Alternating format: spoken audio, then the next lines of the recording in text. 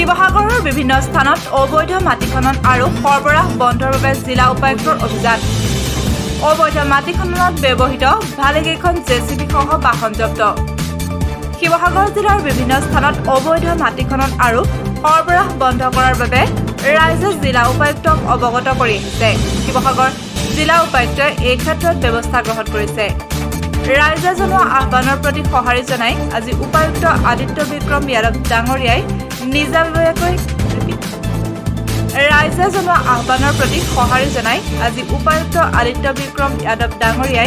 নিজাববীয়াকৈ জিলাখনৰ বিভিন্ন স্থানত উপস্থিত হৈ অবৈধ মাটি খনন আৰু সৰবৰাহত জড়িত ভালেকেইখন জেচিবি সহ কেইবাখনো বাহন জব্দ কৰিছে।